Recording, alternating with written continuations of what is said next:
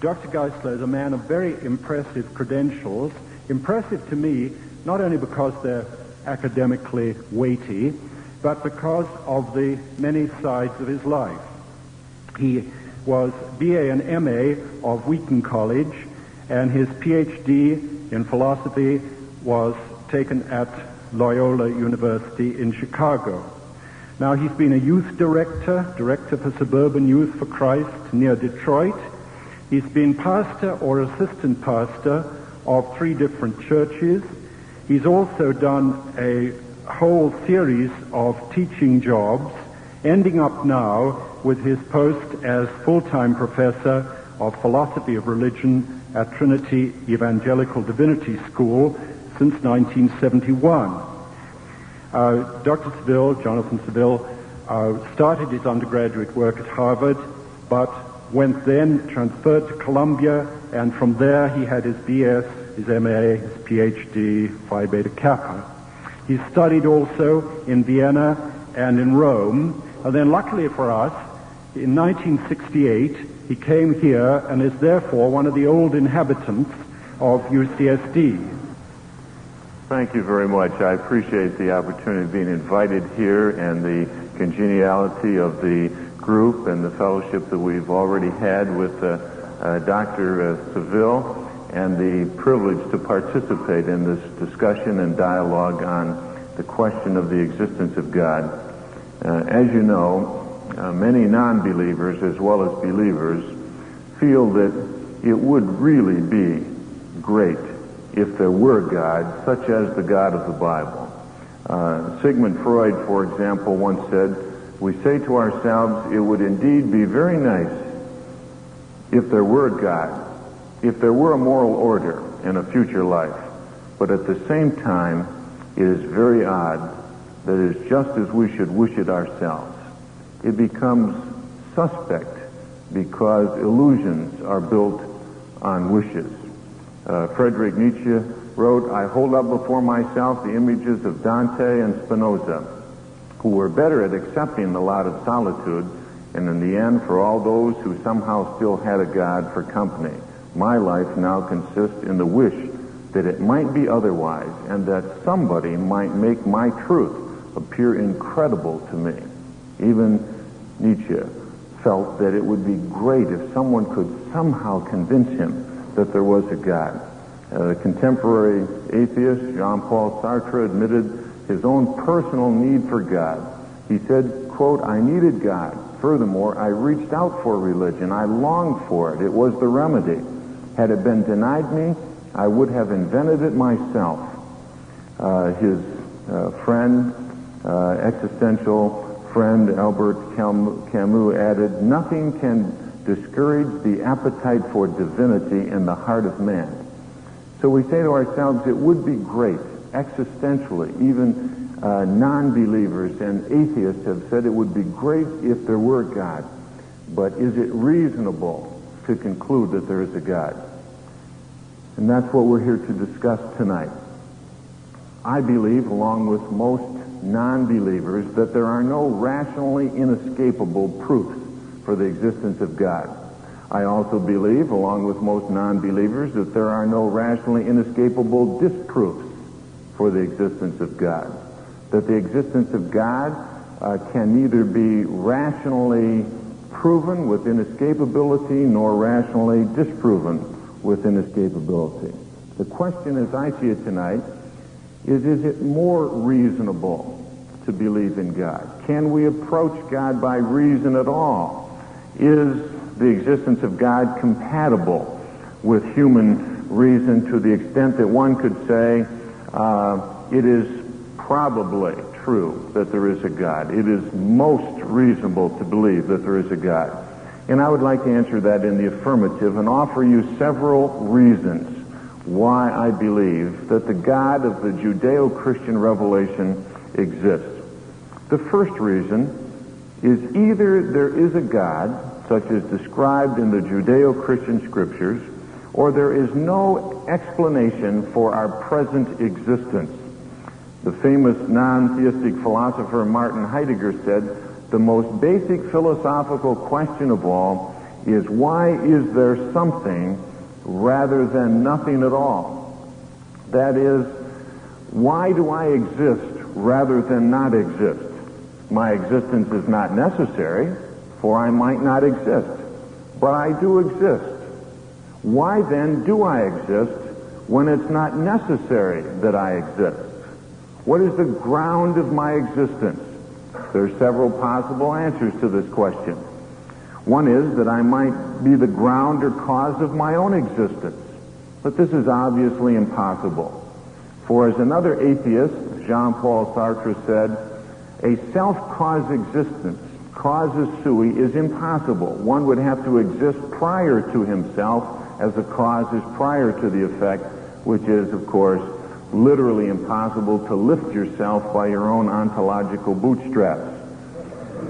Another possibility is that my existence might be uncaused or ungrounded.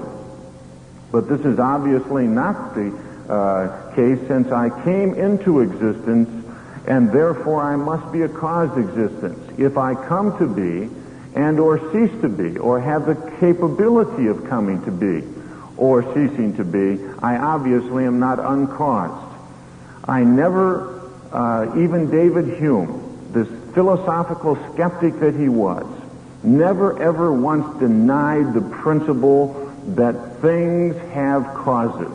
He said, quote, I never asserted so absurd a proposition as that anything might arise without a cause, end quote. This he said in a letter to Stuart. Hume only denied the basis, the empirical basis on which some men try to judge which cause, which antecedent is the cause of which effect. He too believed that everything has a cause. It seems to me that if I am not an uncaused being and I am not a self-caused being, there must be a cause of my existence, and this cause for my existence cannot go on to infinity any more than if I have one block in my hand holding up another block, that one can say the pile could be infinitely high without having a hand holding it up. If one link in a chain needs a peg to hold it up, then an infinitely long chain needs a peg to hold it up, because adding up effects never arrives at a cause. An infinite pile of effects is just an infinite pile of effects.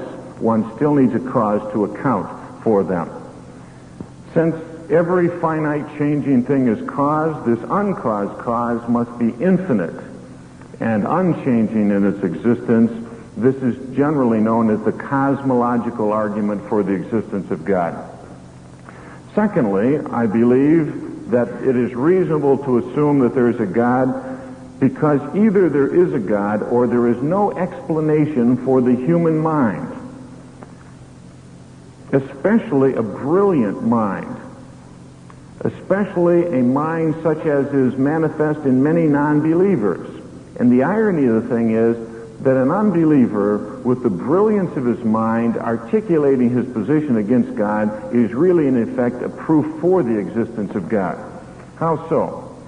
I know that I am a thinking being, for I cannot deny that I'm a thinking being without engaging in the act of thinking.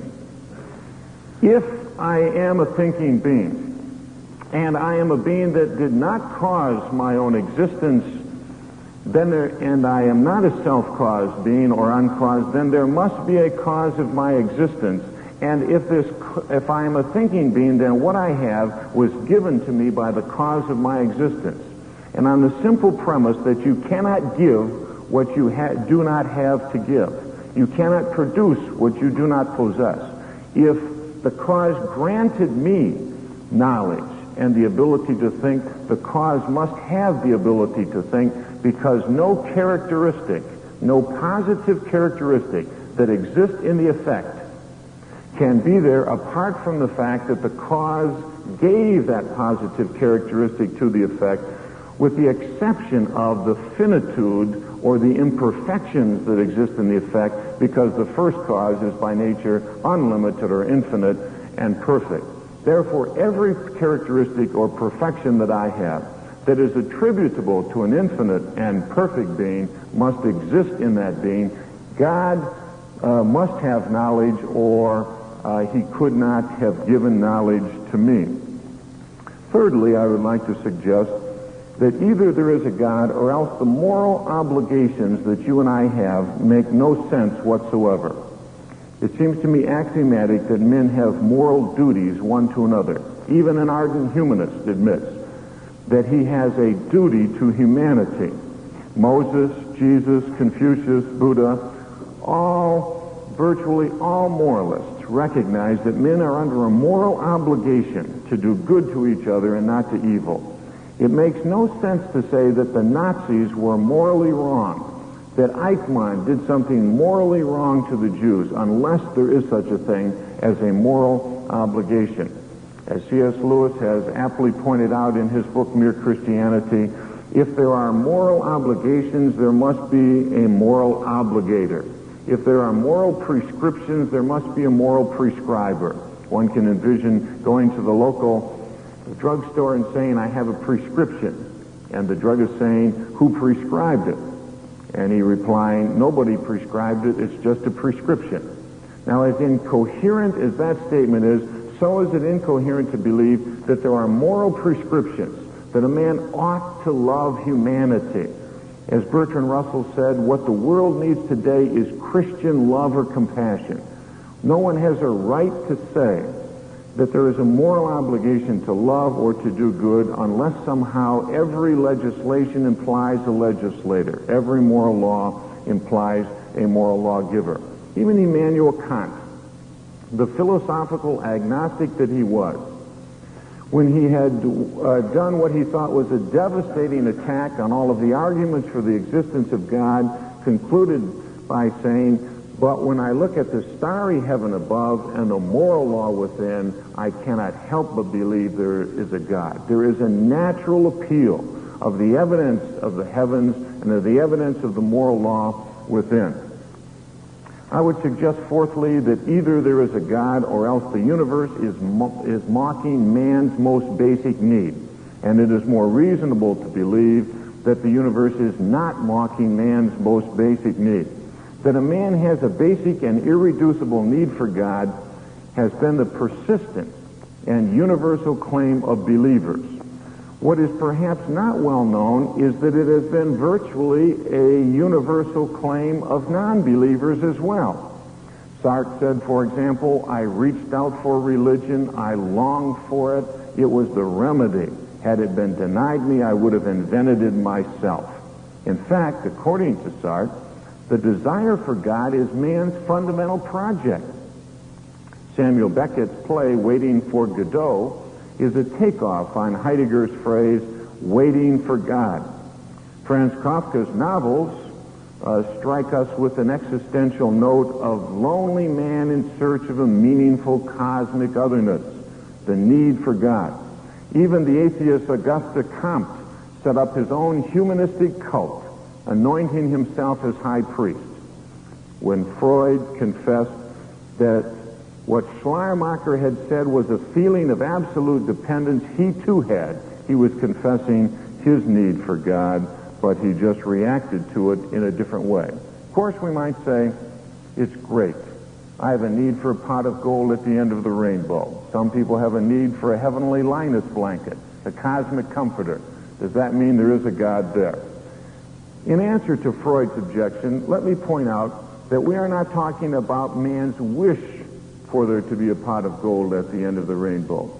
We are talking about man's existential need, a need confessed by Feuerbach, a need confessed by Comte, by Nietzsche, by Sartre, by virtually every great atheist, an existential need for God.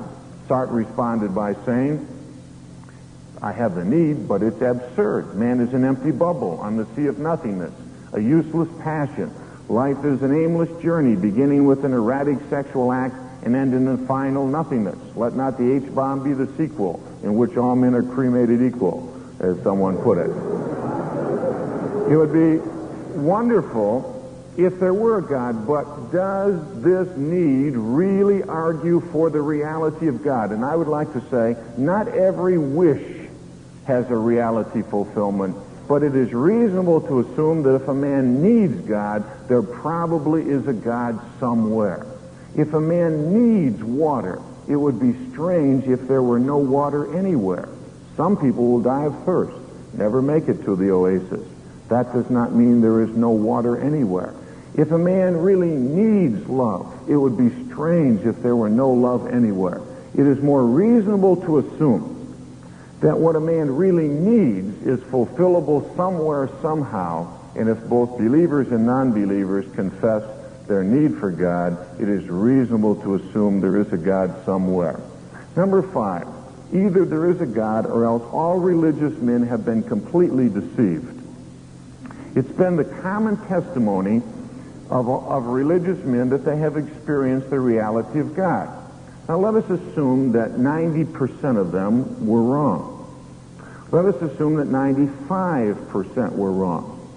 If one single religious person in the whole history of religious experience is correct, then there is a God. For 99% of religious experience could be wrong. But if one religious person is critical enough and reasonable enough to be able to sort out the valid from the invalid in his experience, then there is a God somewhere as he experiences this God to be. And I commend to you that it is unreasonable to believe that Moses, Isaiah, Jesus Christ himself were all totally deceived at every moment of their life about their entire religious experience, and therefore there was no God. It is more reasonable to assume that at least someone, sometime, as critical as many of the great thinkers have been, like Pascal, Kierkegaard, and even Sir Isaac Newton, about their own experience, I would say experience is a reasonable ground for believing there is a God. Sixthly, either there is a God or else even the atheist's moral objection to God makes no sense. It is commonly argued by atheists that there is no God because there's evil in the world. If there were a good God, such as described in the Judeo-Christian revelation, surely he would not permit evil. Evil is an injustice, and injustice flies in the face of a just God. C.S. Lewis, who himself was once an atheist and who wrote of his pilgrimage from atheism to theism in a book entitled Surprised by Joy, and narrates it more philosophically in his book Mere Christianity, said that he discovered that atheism was circular. It was circular because he was arguing, before he had come to the Christian conviction, that there could not be a God because there were injustices in the world. In fact, they were ultimately unjust. But one cannot have an injustice unless there's a standard of justice, for you would not know it was unjust unless you knew what just was.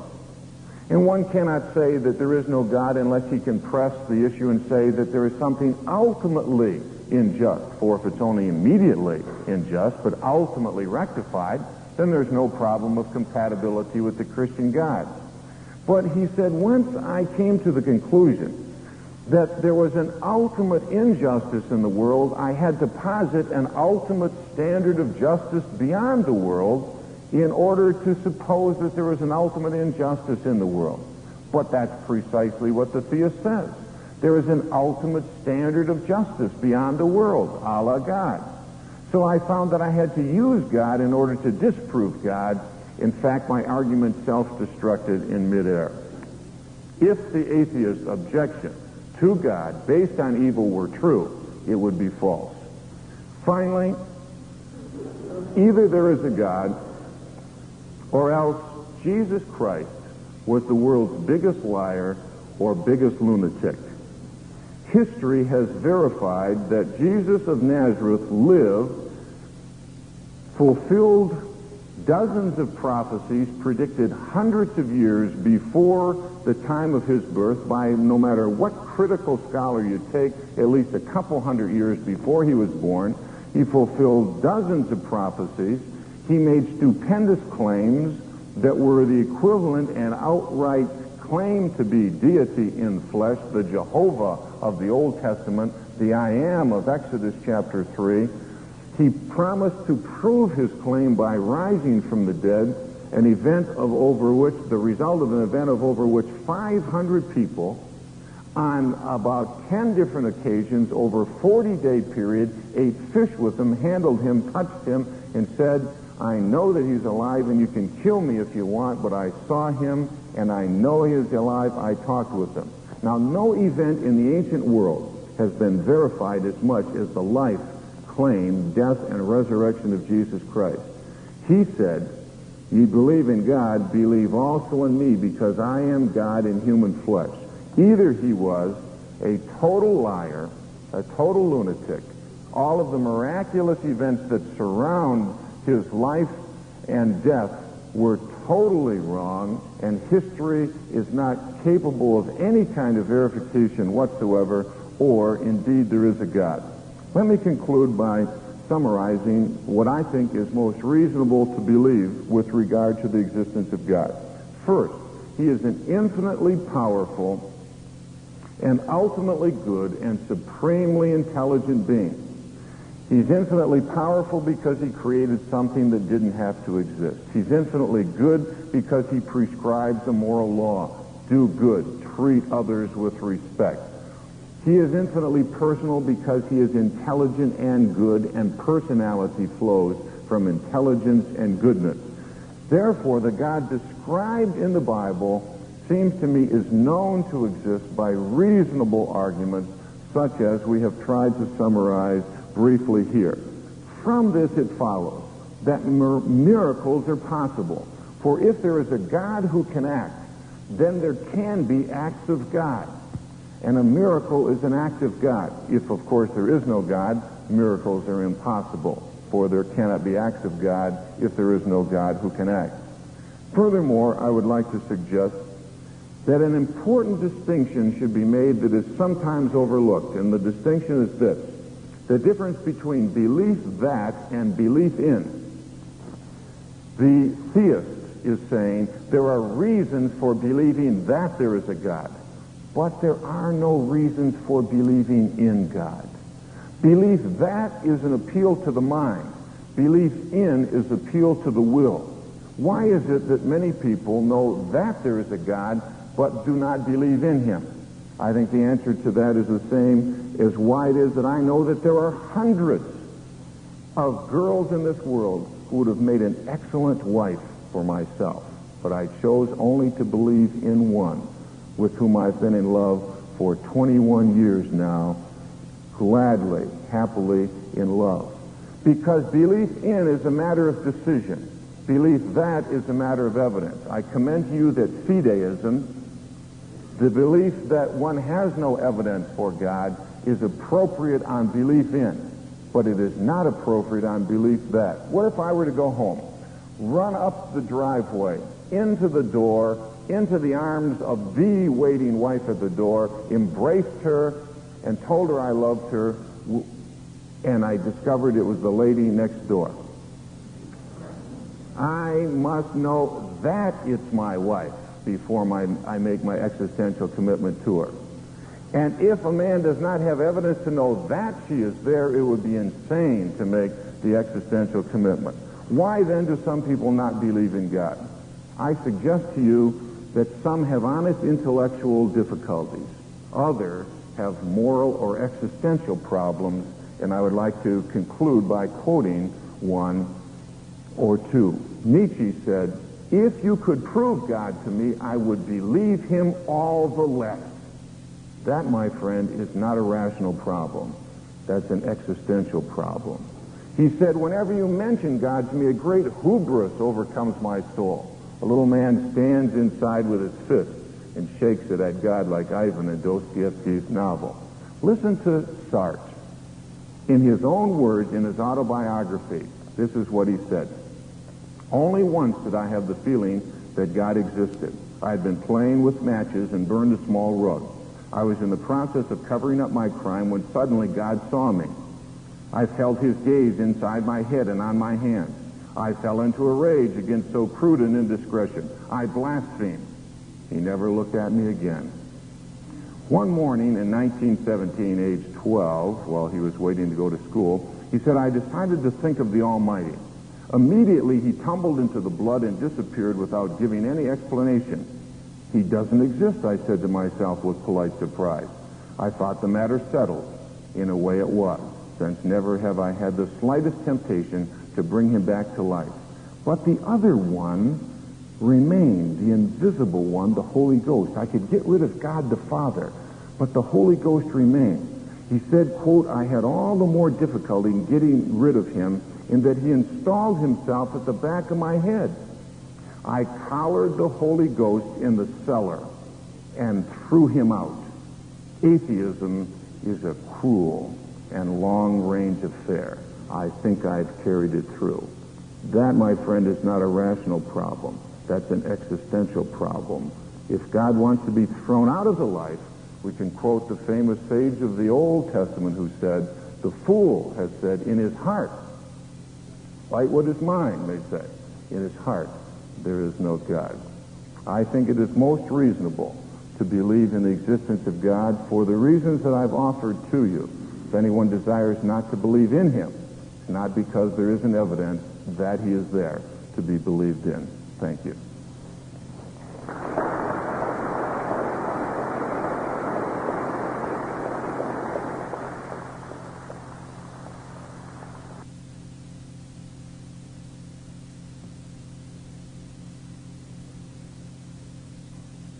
Norm Geisler has written a book which I've been reading the past week called Philosophy of Religion, a very learned book, which, like his talk this evening, has the very great virtue of being beautifully systematic.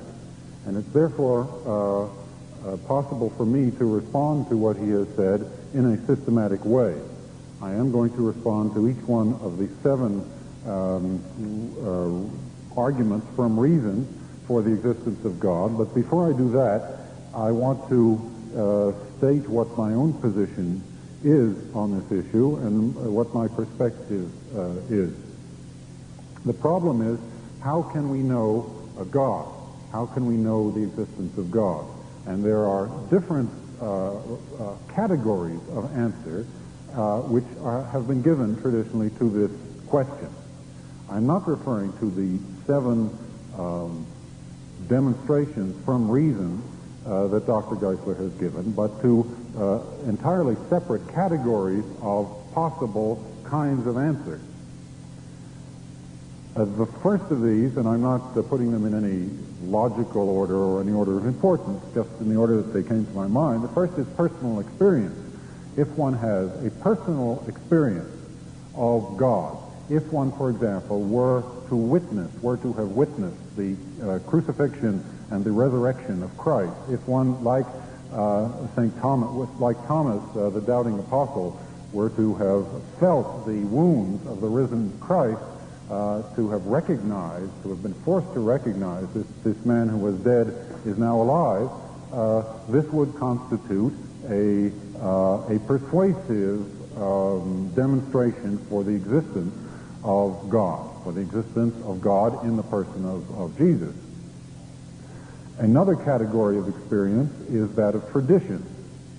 The tradition in which one grows up, a religious tradition, which is usually associated with a holy book, a holy scripture, or a set of scriptures, which offer stories about God,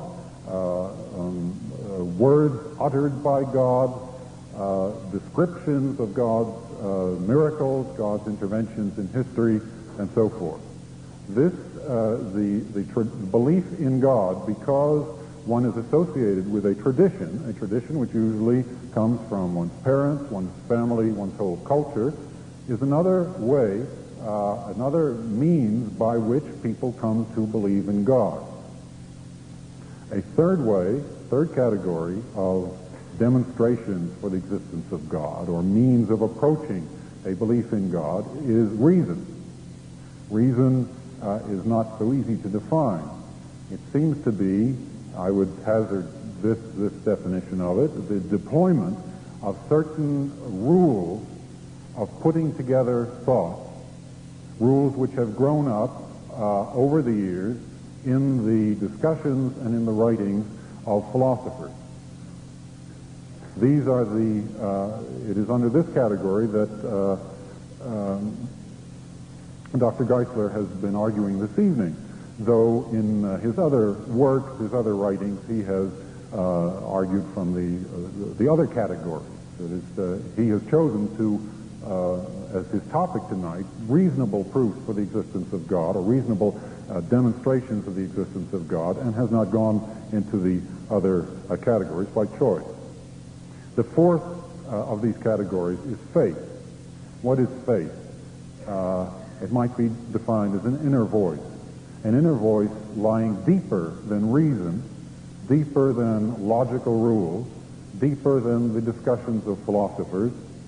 It is a certain faculty of the mind which is to be found in all people, and can be strong in all people, whereas the ability to reason can be strong in some people and very weak in others. It is an inner voice which tells one that there is a God, and which may even define the nature of this God and the nature of the relationship between the person who has the faith and the God he has faith in. It belongs deep in the mind. It is closely related to emotional needs of the individual human being, and it carries with it a great deal of personal force. When one feels faith in, and this faith leads one to a belief in the existence of God, one has a very firm, an unshakable relationship with the idea of God, one which really is not subject to proof or disproof by rational methods, or indeed by the other methods, by the methods of tradition, for example. It's similar, for example, to a statement such as this, or a feeling such as this: I am in love, or I love you. This is not a statement which is subject or subjectable to philosophical discussion. It cannot be proved or disproved with the tools of reason. It is nevertheless, as any of you who has ever been in love knows, as true as anything can be in human experience. It is truer than the propositions of logic because it is beyond the possibility of any sort of disproof. And when you feel it down in your bones. In the same way, a faith in God is a belief felt down in the bones, and it is not subject to discussion, to proof, to disproof. It lies deeper than that. What kind of God does one have faith in? There are different people with different faiths in different religious traditions, but I would say that in general, we may say that the kind of God with whom one has a relation based on faith is, first of all, a humane God. He is like a human being, though better and greater than a human being. He has human characteristics. He is just, he is good, he is kind. He is a personal God. He is a personal God with whom one may have personal contact of the same sort, though on a different level, that one has with other persons, ordinary human persons. Furthermore, the God of faith, the God one believes in because of faith, is generally a God who intervenes in human history. Not one who has created the universe and then disappeared, but one who plays an active part in human history, either in the large or in the small or in both. One who is in a personal relationship with the worshiper and plays an active, present part in the life of the worshiper.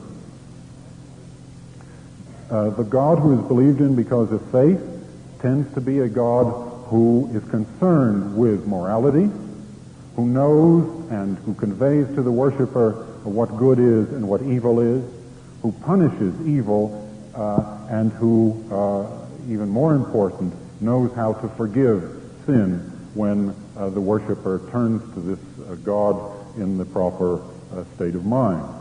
He is a God who can save one from the suffering of the soul, an internal suffering in this life, and if one believes in an afterlife, it can save one from eternal suffering after death. Furthermore, one usually believes, those who believe in God because of faith, there is usually, though not always and not in all traditions, a belief that God guarantees our soul eternal life, that the death of our body is not the end of our life. And perhaps most important of all, the existence of this God who is believed in because of one's faith justifies, explains, and is the ground of human love and goodness.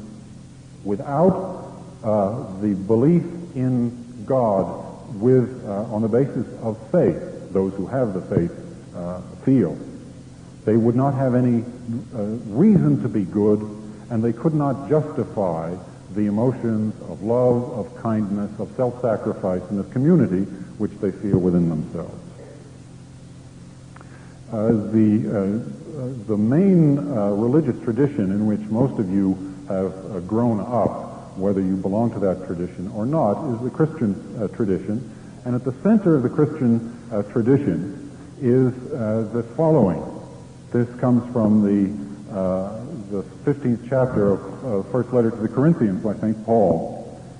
And he says this, "For I delivered unto you, first of all, that which I also received," that information which I also received, "how that Christ died for our sins according to the Scriptures, and that he was buried, and that he rose again the third day according to the Scriptures." Now this is the essence of Christianity. It is that God became man, that God died on the cross to save mankind from our sins, and that he, though dead, he rose from the dead on the third day. It seems to me that this is the essential belief of those who profess the Christian faith. And I believe that it is entirely undemonstrable by anything remotely like reason. In fact, the essence of it is that it is totally unreasonable. It is unreasonable to think that God should have become man, that he should have demeaned himself. It is unreasonable to think that a man who was God should have suffered on the cross. It is unreasonable to think that the dead can live again. It is contrary to all reason, and indeed it is contrary to all human experience that this sort of thing should have happened. The famous father of the church, Tertullian, said in a phrase which has been echoed by religious philosophers in his tradition ever since, "Credo quia absurdum," I believe because it is absurd. What does this paradoxical statement mean? It means that to attribute to God reasonable properties is to say that God functions the way the human mind functions. But if we have faith in God, then God functions far beyond the way the human mind functions. What is reasonable for God seems absurd to us, because God's way of operating in the universe is not simply a magnification of human ideas of reason. It belongs to a different category of action and behavior altogether, one which is essentially incomprehensible by human reason. Not to say that human reason is not a good tool, but it is simply not a good enough tool to understand and appreciate the way the mind of God works. That is to say, the God who is believed in through faith. This particular approach, which I've just outlined, is called a fideist approach. It is a notion that the only way we can know God is through faith, and that faith is a different faculty of the mind, distinct from reason, prior to reason, and superior to reason. It has on its side not only Tertullian, but many Christian existentialist philosophers, among whom I would number Kierkegaard, for example. The absurdity of Christianity to human reason is a demonstration to those who believe in, who have Christian faith, of the truth of Christian revelation. Revelation is not reason. Revelation is beyond reason and cannot be comprehended by it. It's therefore fideism is an old, it is a well-established attitude towards the existence of God. It is one which I believe is shared not only by such high thinkers as Tertullian and Kierkegaard, but by most believers in most cultures at most times. People who do not have access to philosophy, who have not learned it, who are not really adequate in using in a sharp and clever way the tools of reason, but who nevertheless know that there is a God. They know deep down that there is a God, and the God that they believe in fills an extremely important and deep emotional need within them. Now I turn to the reasonable or rational arguments that Norman Geisler has outlined for us, and I would like to attempt to refute them on rational grounds using, once again, quite old arguments. Most of these propositions that Dr. Geisler has outlined for us were discussed particularly in the 18th century by Hume, Kant, and other philosophers, and I believe that they gave adequate reasons to throw grave doubt on the validity of these particular points of reason, these reasonable demonstrations for the existence of God, or demonstrations from the point of view of reason. Please note, I want to make it perfectly clear, that in refuting these reasons, I am not in any way touching the notion of the existence of God as believed in, as felt to be there, as grounded in faith. I have already stated that for me, the only legitimate demonstration for the existence of God is that inner voice of faith. I simply wish to show that the arguments from reason seem to me quite inadequate to prove or indeed to demonstrate to the reason the existence of God, even to make it likely. The first argument, and I'll go through these rapidly, is the argument from first cause. There must be a cause for each thing that we see in the universe, and therefore each cause must have a cause. One cannot have an infinite regression of causes going back infinitely. Therefore there must be a first cause who has not caused himself or itself, and that cause must be God. I believe that the argument is weak on two grounds. First of all, the notion that there must be a cause for each thing. Hume showed, not in the letter which was quoted by Dr. Geisler, but in other of his works, that the notion that there is a causal relationship between any two events is an attribute of the human mind. What we can see is that one domino falls and that another domino falls. We then make up a connection between them, which we call causality, and we say the first domino caused the second domino to fall. This is a useful device. It helps us to get along in the world, and it helps us to understand what is going on in the world, but it is not a thing in itself out there in the real world. It is a mental trick that we use for understanding our experience. There can therefore not be any certainty that causality ever works, that it ever has any objective reality other than the reality, the usefulness as a mental device. Secondly, let's suppose that there is such a thing as causation. Why can there not be an infinite regressive causes? Why cannot one thing have caused the other, a third thing have caused the second, a fourth, the third, and so on, back forever? I do not find it impossible to imagine an infinite regression of causes, nor do I find it impossible to imagine an infinity in time for the existence of the universe, nor an infinity of space for the size of the universe. If one finds it difficult or impossible to do so, I believe that that is simply a limitation of one's imagination, but that there is nothing inherently unreasonable about an infinite regression of causes. There are an infinite number of whole numbers, and therefore the concept of infinity, in that very simple example, is something which is accessible to the human mind. Why should there not be an infinite regression of causes? Why should the universe not have gone on forever? The second argument is that God is the only explanation for the existence of brilliant thinkers. That's the way I took it down.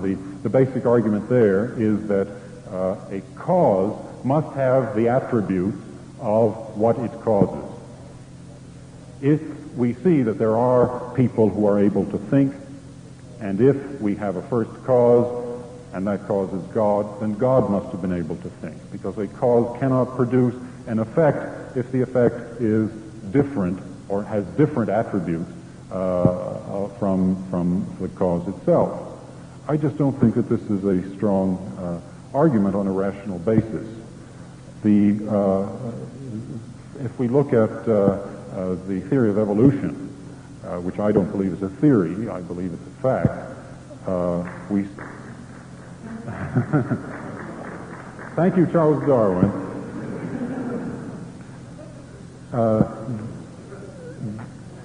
What we see, I think, is I know, what we see there is a series of causes producing effects, if we're going to believe in cause and effect, in which there is a gradual evolution of traits, of qualities, of characteristics in organisms which did not exist before.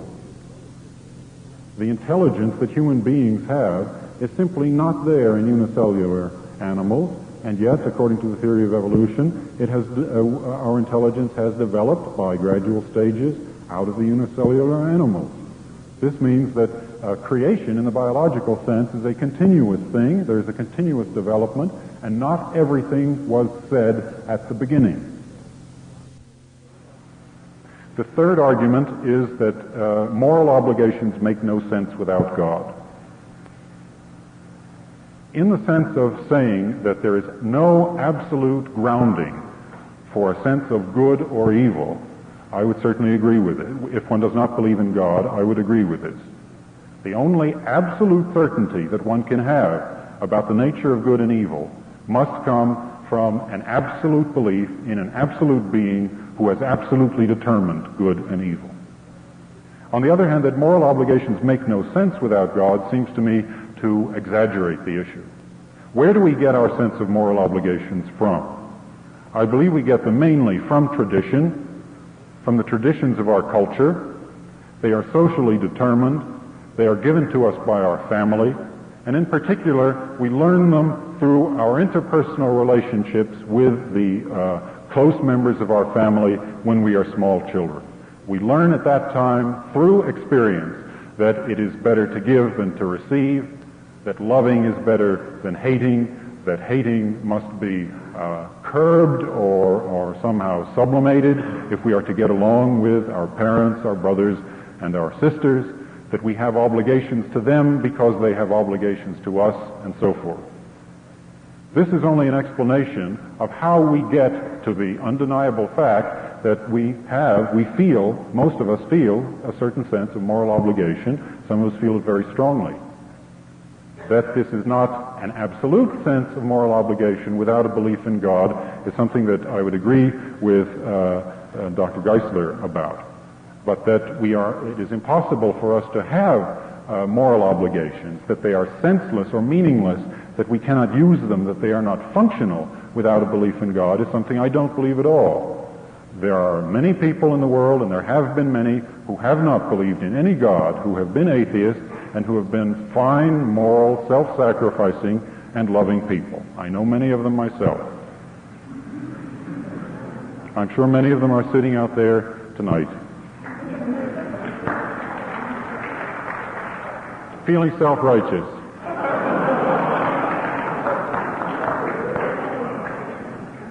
The fourth argument, if there is no God, then the universe is mocking man's most basic need. The first presupposition here is that all men need religion, that it is a deep emotional need, not just a desire, but a need. I would certainly agree with Dr. Geisler here on the basis simply of psychological observation. I don't believe that all men need religion. I don't believe it's a universal need. There are people who get along without religion and do not feel the need for it. Jean-Paul Sartre, though he did not have religious belief, felt a need and felt a lack because he did not have faith. But there have been people who have not felt the need and who have not felt the lack. Nevertheless, there is certainly a widespread emotional need for a higher being. We would not be here discussing this issue this evening if this were not a real issue for millions and millions of people throughout history. Billions. There's a deep emotional need for the existence of a higher being, a good, powerful, and just higher being. I would say that one can, I'm not asserting this as fact, but I am simply suggesting the possibility of it. One could explain this need by the need that a child has for its parents when it is young. A need which is then projected onto a higher sphere, and the goodness, the justice, and the power which one wishes to find in one's parents is then projected as a need met by an imagined divine higher being. What I'm saying here does not refute the existence of God. It simply calls into question the reasonableness of the argument based on reason that Dr. Geisler has put forward. Secondly, if man does need God, and that most people need God is something I am not going to deny at all. Dr. Geisler then said that it is reasonable to assume that there is a God, because what man needs must be fulfilled. We cannot accept the fact that the universe may be mocking our most basic need. If we need it so desperately, how is it possible that the universe will not give us what we need? Alas, that is possible. It is possible, and indeed it is not at all unreasonable, to assume that we are aliens in an alien universe that is not humane, that is not human, that does not care for us, and that was not made for us. That it does indeed mock our greatest needs, and that life is at bottom a tragic affair in which we have basic needs which can never be met by the universe. That is reasonable. It is reasonable to assume that, I would say.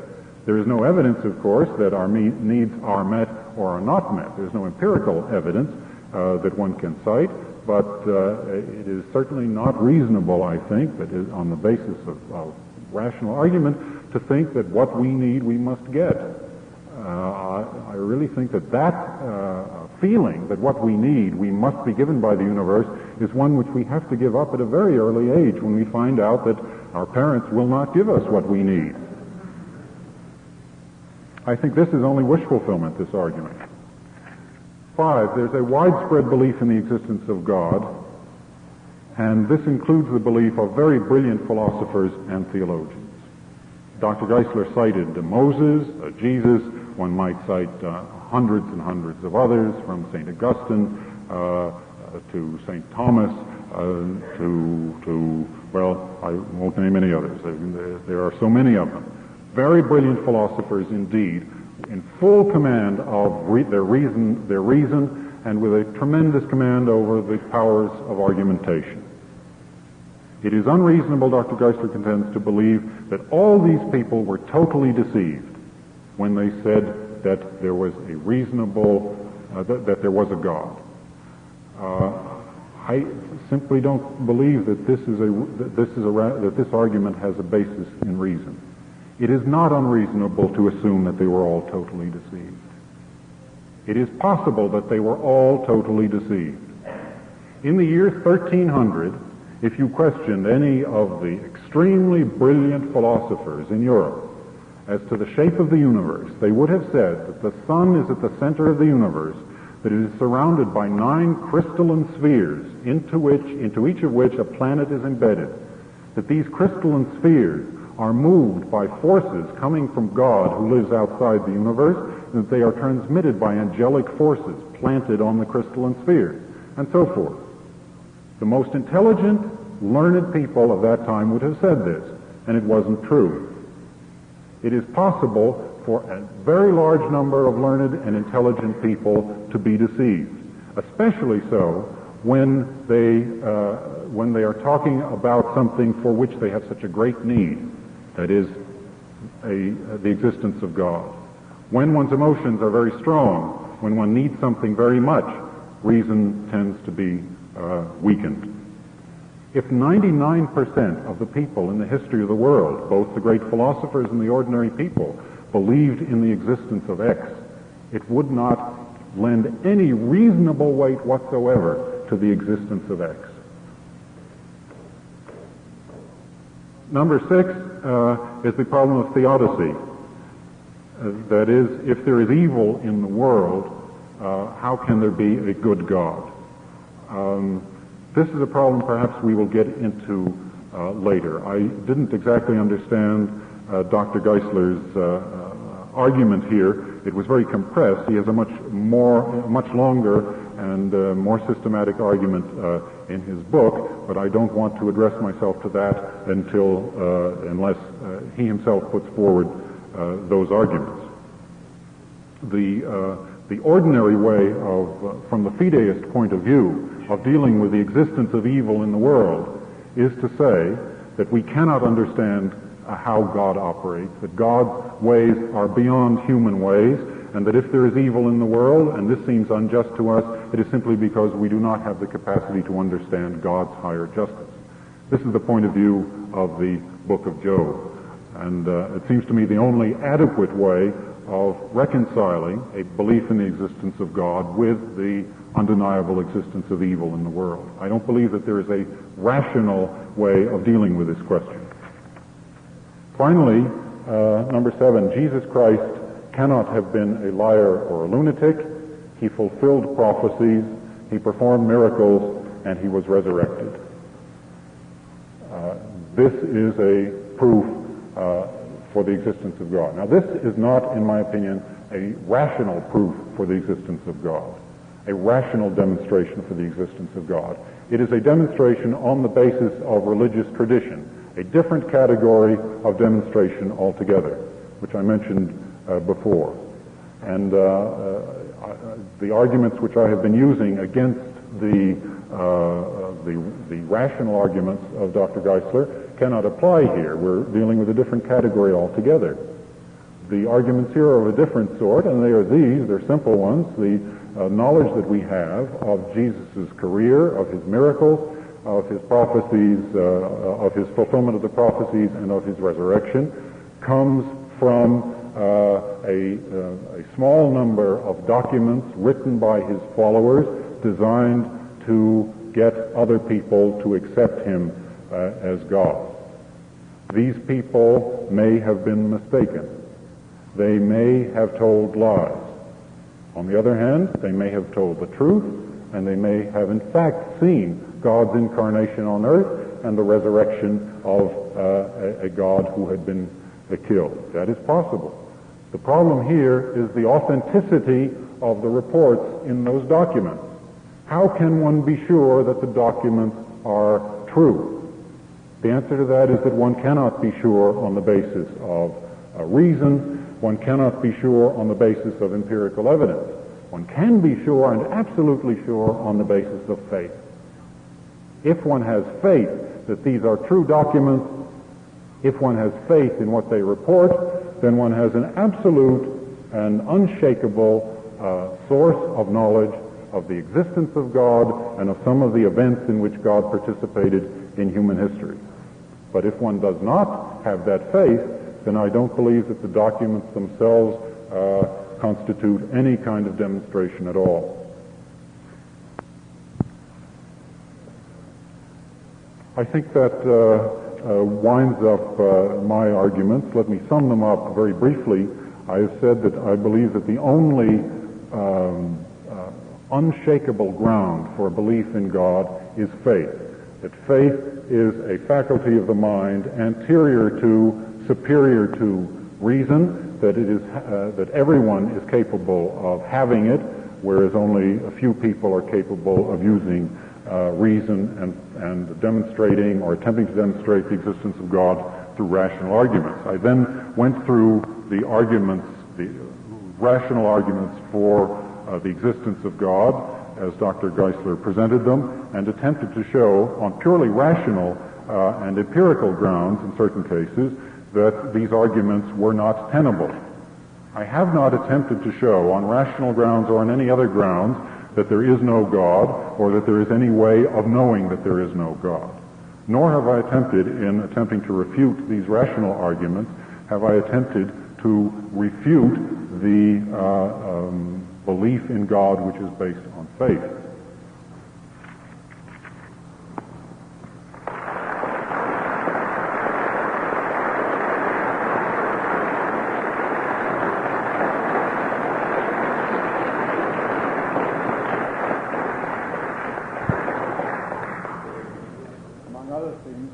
Privileged to have two speakers who stick within their time limits. And this is one of the best things that a speaker can do. They also have done a remarkable job in each of their presentations. And now they have 10 minutes, not more, each for a rebuttal before we go on to the question time. Thank you. I would like to thank Dr. Saville for a very reasonable defense of his fideism. Which seems to me to be self-defeating, because I think he presented very reasonable arguments as to why one ought to believe in God, which is precisely what I have been trying to do. Secondly, I would like to suggest that one has a problem with fideism, and that is there are conflicting beliefs. The Muslim believes that the Quran is the Word of God, but the Quran says Jesus did not die on a cross. The Christian believes that the Bible is the Word of God. The Bible says that Jesus did die on a cross. Both beliefs cannot be true. Fideism has no way of adjudicating or deciding between conflicting beliefs unless it appeals to evidence or reason to adjudicate the conflict. Fideism alone is an inadequate test for truth. I'd like to comment also on the confusion between belief in and belief that we stressed by the wife illustration. Surely everything Dr. Saville said with regard to the essence of faith is true about belief in. There is no evidence. I love my wife because I love her. There is no proof. There is no rational argument. I believe in her because I choose to believe in her.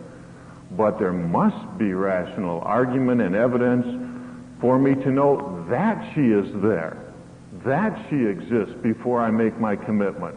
On that point, there was nothing presented so far as I could see from the fideistic point of view.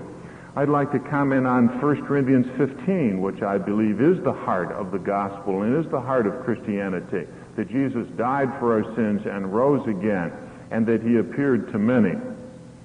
But I think the fideist confuses here the fact that this is an event in history without being entirely an event of history. Surely the resurrection is an event in history, and as such is knowable as much as history is knowable. But that it is not an event of history, we readily concede, because it was supra-history that intervened in history to make this a miracle. I would like to comment on Tertullian's statement. I would suggest that you go to a Latin edition of Tertullian's works and check as to whether or not Tertullian said credo ad absurdum. The last time I looked at the Latin edition, Tertullian never said I believe because it's absurd. He said credo ad ineptum. The Latin word ineptum means it is foolish. The gospel is foolish to the unbeliever, foolish to the depraved mind, but it's not absurd. Tertullian never believed that, nor did Kierkegaard believe that, and I suggest that you take a look at recent studies on Kierkegaard that show that he did not believe that Christianity was contrary to reason. He even said something that is contrary to reason should not be believed. That Christianity goes beyond reason without being contrary to reason is precisely what is meant by a mystery. Augustine believed that, Aquinas believed that. Kierkegaard's belief on that point was no different than Augustine And Aquinas and I would hold the same. I would also like to suggest that Hume never denied the principle of causality. As he said in his letter to Stuart, he only denied that one could determine which antecedent event was the cause of which consequent event. He said, I believe in the principle of causality, and never ever denied it. I would like to suggest an infinite regress is not possible because there is a confusion between the mathematical and the metaphysical. A mathematical infinite is possible. It's potentially infinite.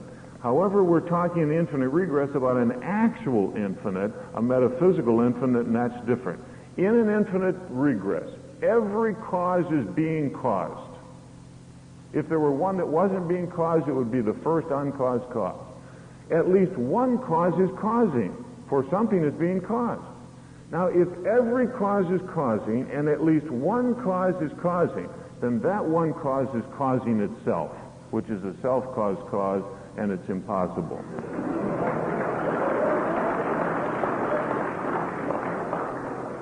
I would like to suggest that appealing to evolution to disprove that every effect, the positive characteristics of the effect exist in the cause is a circular argument.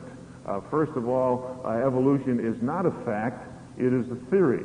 Secondly, it's not a theory, it's a hypothesis. Thirdly, it's not a hypothesis, it's an unproven hypothesis.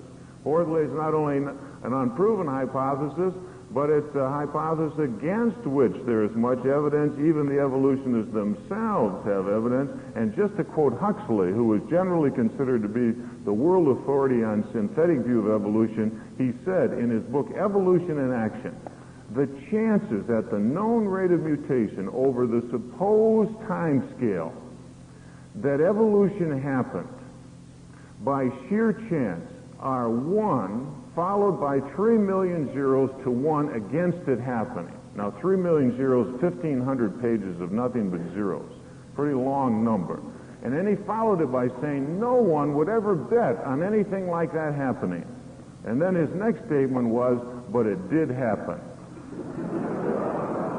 Now, I would say he believes in the highly improbable, and evolution is theoretically possible, scientifically improbable, and from my point of view is, from the Christian revelation, revelatorily unacceptable. Then I would suggest that Marx and Engels hit the nail right on the head when they asked the question about can mind and matter be related in the following ways. Unfortunately, before you clap, they came out on the wrong end of the nail. But what they said was this: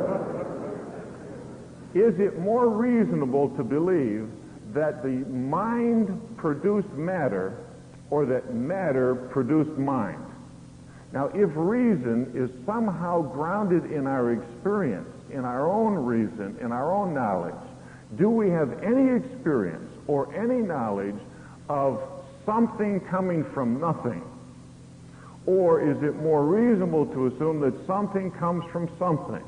Does the actual create the actual, or does the potential create the actual?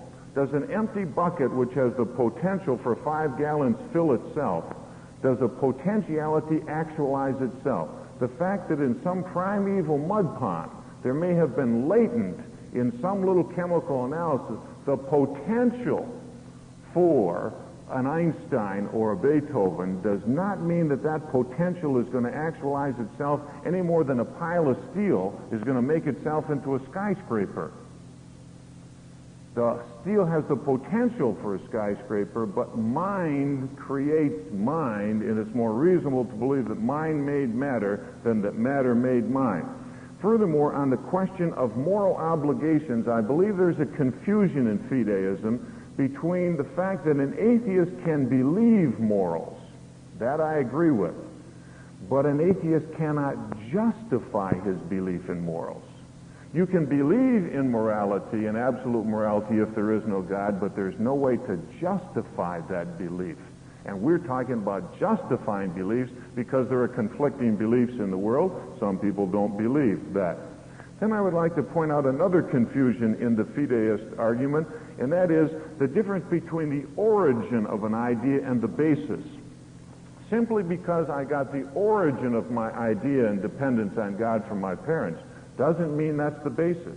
I got my origin of my ideas of mathematics from Miss Kneppel, my kindergarten teacher. That was her name, folks. I'm sorry. I do not, however, believe that my belief in mathematics is based on that.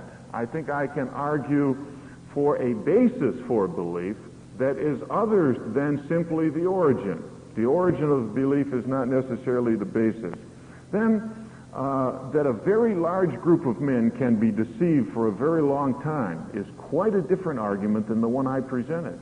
The argument I presented is that all men, at all times, it's not reasonable to assume that all of them were deceived with respect to their religious experience. You can fool a lot of people a lot of the time, but you can't fool all the people all the time. With respect to evil, there was no rational argument presented, so I will not comment on it, or counter-argument, I should say.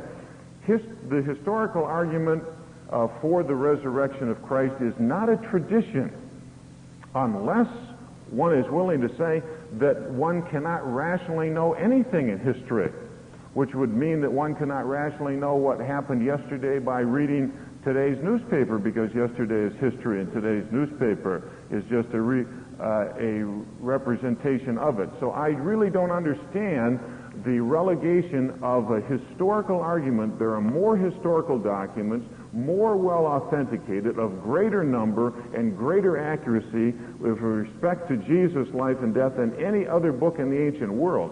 Tacitus, we believe on the basis of 2 documents. Thucydides, 8 documents. The New Testament, we have 5,000 documents. Homer is known to be 95% correct. The Mahabharata is known to be 90% copied correct. The New Testament has been copied 99.9 correct. That's better than ivory soap. It seems to me that if you cannot believe the historical evidence for the New Testament, you can't believe in anything from history. Thank you.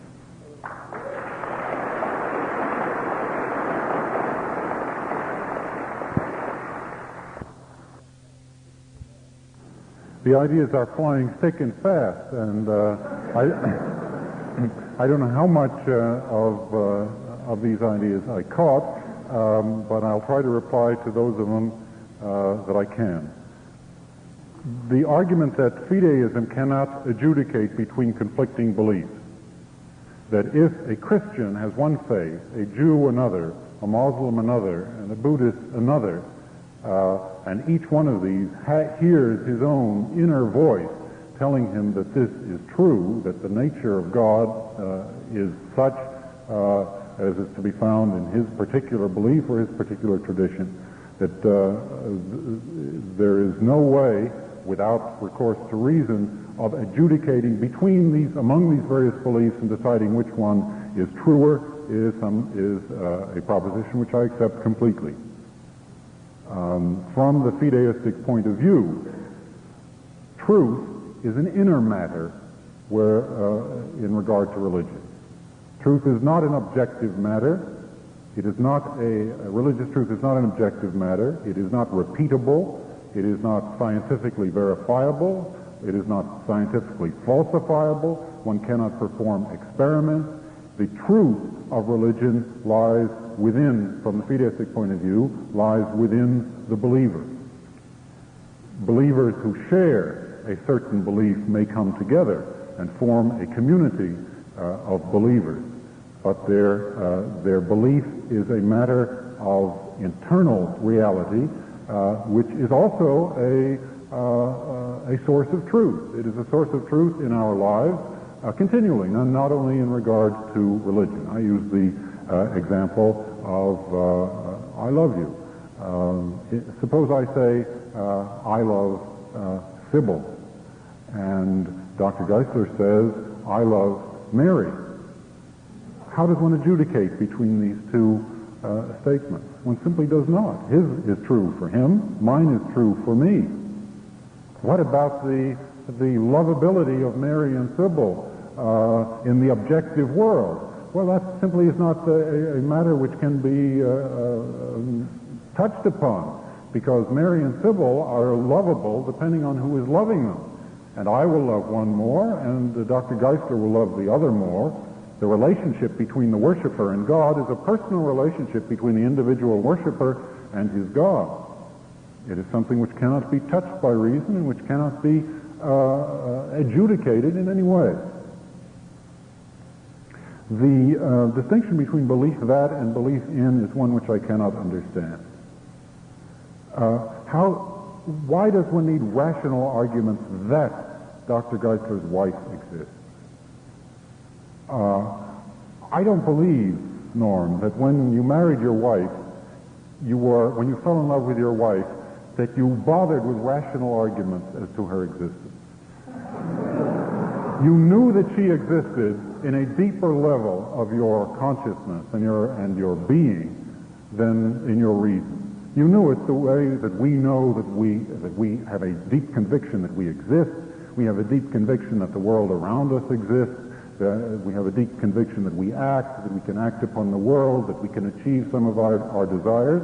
None of these is subject to rational proof or rational demonstration, but we all believe them very deeply, and we act upon them. As to our disagreements about Tertullian and Kierkegaard and Hume, these are disputes about factual matters of interpretation of these philosophers, and I stand by my assertions. The matter of infinite regress, I cannot follow that argument, I'm afraid. I simply have no trouble at all in imagining an infinite regress of causes, going back forever and ever. The atheist cannot justify morality. That is, the person who does not have a belief in an absolute moral being, a superior moral being, cannot justify moral acts. He cannot give an absolute grounding for acting one way or acting another way. I think this is true. There is no justification, there is no absolute justification for morality except a belief in an absolute and superior being. Nevertheless, the atheist can act in a moral way. He can act on morality. And morality, after all, is a matter of action. It isn't a matter of justification. One can talk to somebody about how to act. One can tell him what is moral. One can persuade him with this reason or that reason that a certain line of action is moral, immoral, good, evil. But what happens eventually is that he goes his own way and he acts according to his own nature, a nature which has been built up in him by his biological inheritance and particularly by the nature of his family and his culture as absorbed in his early childhood. It's true that it cannot be justified in a rational way, moral action, except by recourse to a belief in God. And many people do this, that is, do believe in God and justify their actions as moral because of that belief. But the fact that an action is not justifiable in an absolute sense doesn't mean that it is not functional in human life. The possibility that all men who have believed in God have been deceived remains for me 100% possible. I do not say that it is true. It may be 100% false, but it may be 100% true. You cannot vote on things like this. If everyone in the world, it reminds me of an incident in my ninth grade chemistry class. There was a dispute about the atomic weight of sodium. One student said one thing, one student said another, and there was a substitute teacher whose field was English literature and who didn't know. And someone suggested that we take a vote, and there was a vote, and whatever it was, won. You can't vote on things like that. No matter how many people say what the atomic weight of sodium is, it will not establish that that is the atomic weight of sodium. And since we do know We do know how weak our intellect is, how capable, how subject we are to error and to self-deception.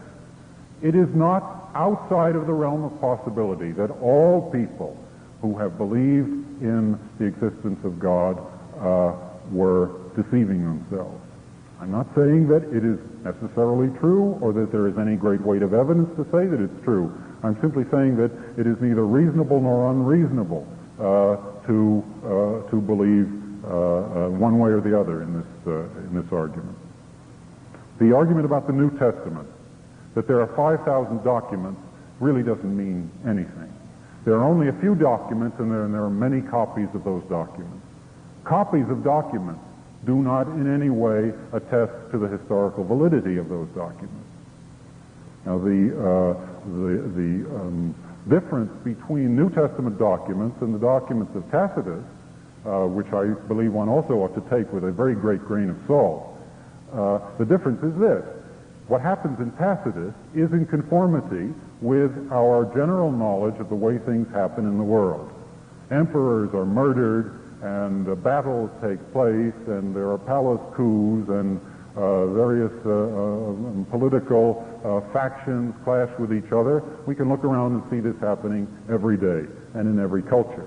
But in the New Testament, events take place which do not take place every day. Miraculous events take place. Events which, to believe in, one must have a faith in the existence of God, in the nature of God, and in the truth of the Christian revelation. The fact that these have been written down that the stories have been written down by people who have that faith does not prove that their faith is true. Though, in fact, I do believe that the writers of the Gospels and St. Paul had an authentic faith in what they wrote down. I don't believe that these are fraudulent documents. I don't believe there's any evidence or even any suggested evidence that they are fraudulent documents. But remember that the faith that you have is a truth for you, but there's no way that it can be definitely shown to be a truth for me. One final statement, and that is about, in general, the rational attempt to demonstrate the existence of God. We should remember, by the way, that Dr. Geisler has not attempted to prove the existence of God. He said this at the very beginning. What he was trying to do was to give you arguments which show that it is more reasonable to believe that there is a God than it is to believe that there is not a God. He's not insisting, I'm right on that, that any of these is an irrefutable absolute proof. It's a matter of proportions, and that's what we're arguing about. But my final question or my final comment is about the use of reason altogether in religious matters. Why do we need reason in religious matters? Most people in the history of the world have had a religious faith.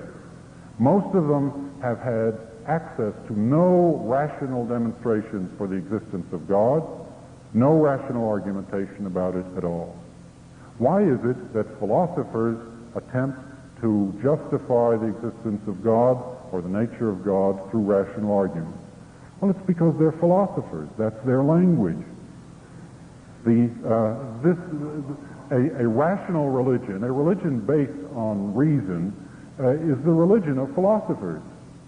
And a philosopher who wishes to have this kind of faith and to bolster it up with rational arguments is indeed entitled to have that kind of faith, as I am entitled to have my faith, or as you are entitled to have yours. But that the rest of us need these rational arguments is something I don't agree with. I don't believe that rational arguments are necessary to bolster the faith of those who have the faith, nor do I believe that they will convince anyone who does not have the faith. Faith in God is something which a believer in God believes comes from the grace of God. It is God who enables you to have faith in Him. And He does not require that you know reason, that you use reason, or that you be persuaded by reason. He gives you something higher than reason in order to be able to believe in Him. That is an essential religious belief.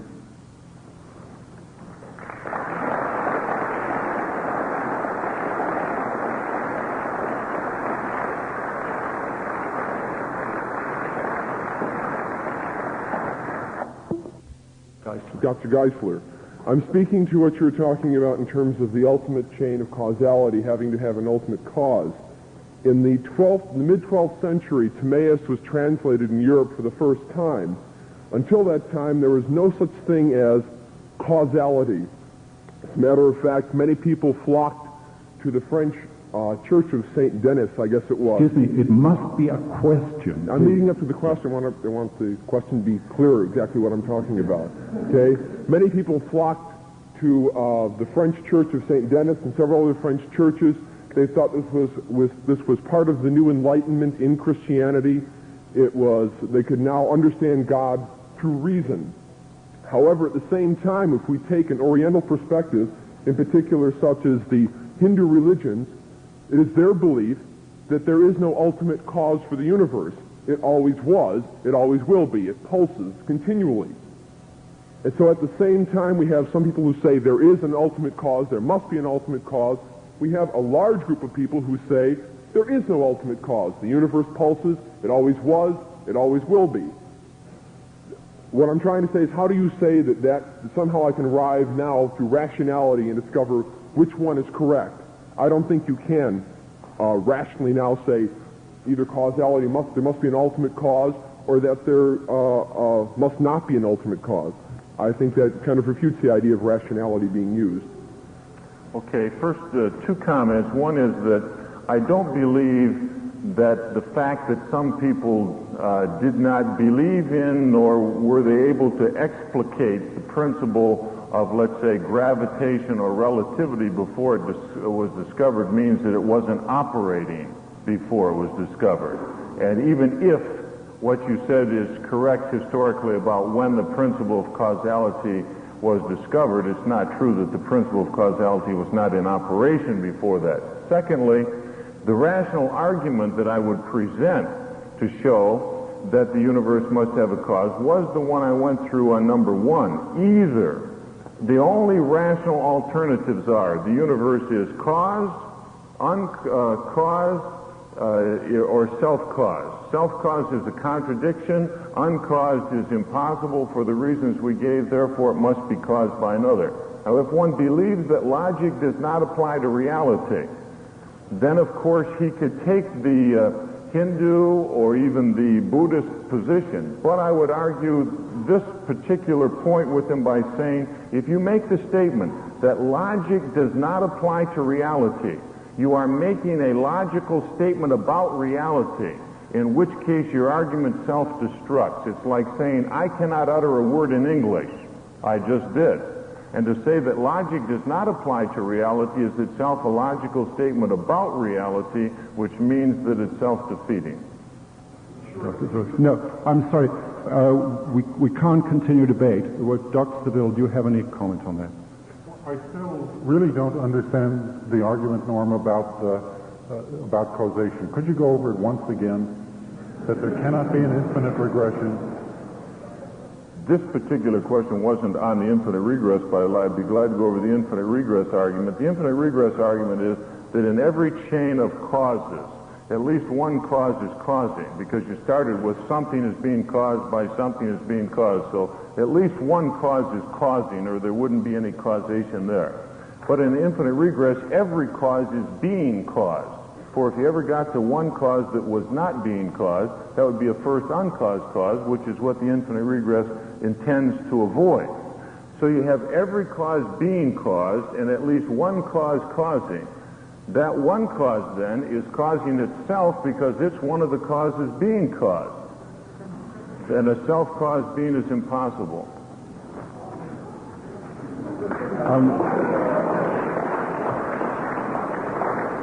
We go on? Or not? I think this is an argument that one can accept only on faith.